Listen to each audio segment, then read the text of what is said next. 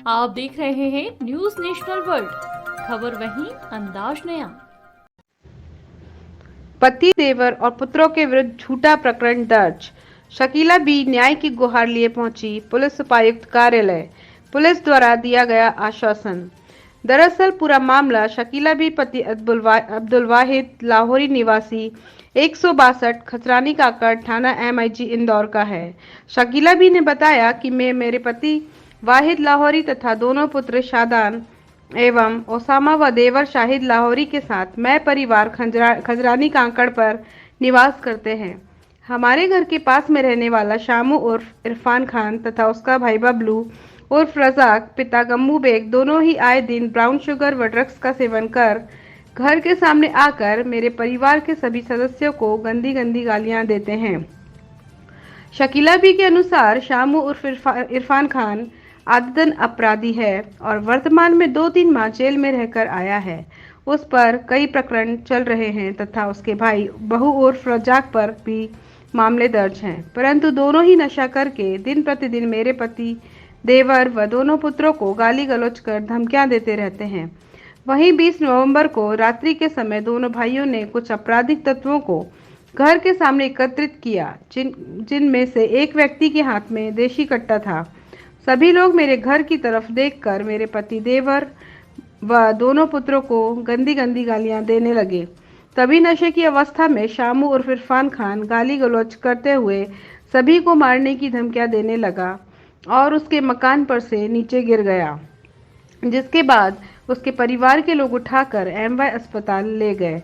बाद में मुझे जानकारी प्राप्त हुई कि शामू उर्फ इरफान खान ने मेरे पति वाहिद लाहौरी, देवर शाहिद व दोनों पुत्र शादान एवं ओसामा पर झूठी रिपोर्ट दर्ज करवा दी है, जबकि मेरे पति व दोनों पुत्र व देवर घटना के दिन को रात्रि 11 बजे ना तो उसके घर में घुसे ना ही उसके साथ मारपीट की है।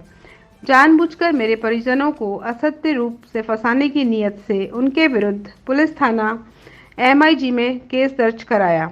घटनास्थल पर हमारे द्वारा लगाए गए कैमरों में घटना के समय रात्रि 11 बजे के CCTV फुटेज में इरफान खान स्वयं मंजिल की छत से गिरते हुए नजर आ रहा है एवं उसके अन्य साथी एक हाथ में बंदूक लेकर धमकाते हुए नजर आ रहे हैं। उसके बाद भी मेरे पति वाहिद, देवर शाहिद, पुत्र शादान एवं ओसामा पर पुलिस थाना MIG इंदौर पर इरफान खान द्वारा झूठा केस दर्ज करवाया गया है, जिसकी उचित जांच करवानी जाना आवश्यक है।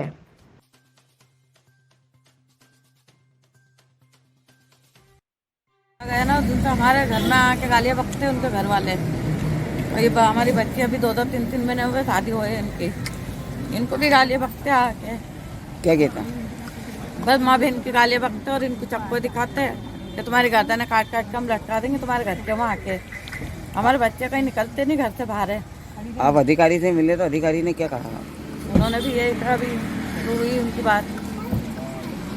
मेरे हस्बैंड को बंद करवा दिया झूठी कार्रवाई के अंदर। खुद ऊपर से कूदा है और खुद ने सर फाड़ लिया है और मेरे शोहर के ऊपर लगा दी है, जो अभी वो बंद है।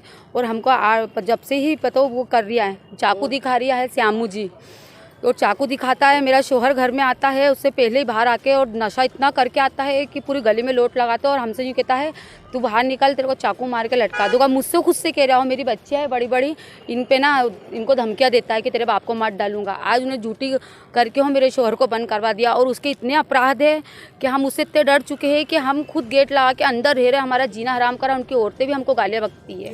क्या वजह है? ये हमारे यहाँ पड़ोस में एक इरफान उर्फ श्यामू जी रहता है। नशा पत्ता करके उनको क्राइम ब्रांच ने पहले बीच में हमारे यहाँ से कूद के पुलिस पकड़ ले गई। जब से वो आया, जब से हमारे परिवार को वो बहुत दुख दे रहा है, गाली गिरफ्तार करता है, बंदूक दिखाता है, रिवाल्वर दिखाता है, चाकू दिखाता है और कहता है कि तुमको चाकू मार मार के एक एक को तुम्हारे को मैं टांग दूँगा। और रास्ते में परसों भी मैं आया, जब उसका बड़ा भाई मुझे रास्ते में मिला, मुझे रिवाल्वर अड़ा के कहता है कि चाचा अब तक तो चाचा था, अब तुझे बताएंगे हम कि गुंडागिर्दी क्या होती है। अब तुम्हारे को ये मकान बेच के कोड़े के भाव और ये मोहल्ला ही तुम्हारे को छोड़ना पड़ेगा। और आए दिन हमारे बच्चों को डराता धमकाता है। हम दरवाज़ा बंद करके रहते हैं, हम काम धंधे चले जाते हैं, पेंट्री का हमारा कारोबार है। तो औरतें घर पे रहती है अकेली, तो हमारे उसकी छत एक मिली हुई है, वहाँ से क्राइम वाले उसको पकड़ के ले गए थे। वहाँ से कूद के हमारे घर की लेडीज़ों को कपड़े धोने जाती है, सुखाने जाती है, तो उनको वहाँ डराता धमकाता, इज्जत लूट लेंगे और मार डालूंगा, इस तरीके की बातें और गंदी गंदी ऐसी गाली बकता है कि मैं इस पे आपको बता भी नहीं सकता हूँ। माँ बहन इसको लेके आपने किसी अधिकारी से मिले थाना क्षेत्र में? पहले हम इसलिए नहीं मिले कि उनके वालिद के हमारे अच्छे रिश्तेदार से 40 साल से हम पड़ोस में रहते हैं, कभी उफ नहीं हुआ। बाकी जब से उनको एक क्राइम ब्रांच हमारे घर से कूद के पकड़ के ले गई है, उस दिन से वो जमानत पाया, जब से वो पी खा के हमें मारने की धमकी देता, गालियाँ, तुमने मुझे पकड़वा दिया। और जितना पैसा लगा है मेरा इसमें जमानत वगैरह में, वो पूरा का पूरा मेरे बड़े बेटे का गिरबान पकड़ के उसके बंदूक अड़ा के रिवाल्वर अड़ा के कहता अब तुझसे वसूल करूँगा मैं। आए दिन मतलब मैं आपसे निष्पक्ष जांच की दरख्वास्त करता हूं और ये चाहता हूं कि मेरे बच्चों की सेफ्टी के लिए सुरक्षा हमें प्रदान। आज आप यहाँ पर आकर अधिकारी से मिले, क्या आश्वासन दिया? उन्होंने आश्वासन हमें दिया कि आप घबराइए नहीं। मेरा दिल भराया, मैं रोया।